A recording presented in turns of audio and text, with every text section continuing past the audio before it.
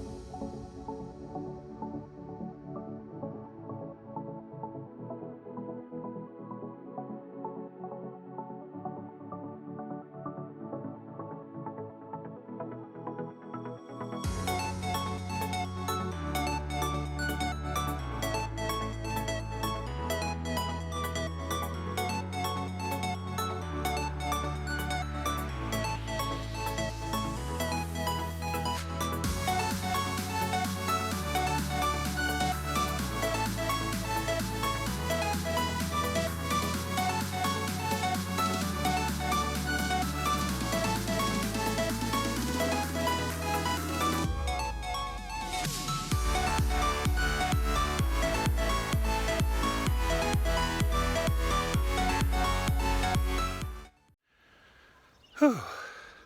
So I just climbed out of the little river ravine that the waterfall is in.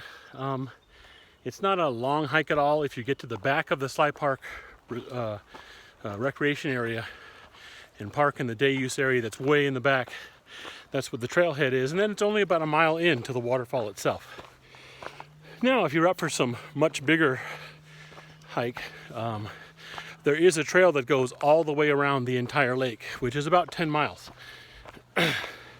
In fact, the cross-country team that my son's on with their coach, and my wife's an assistant coach, quite a bit of the team are right now running that around the lake trail. I opted for the shorter hike. I don't know, whatever. But it's a great hike. It's fun. You're out in the woods. Just beautiful area here.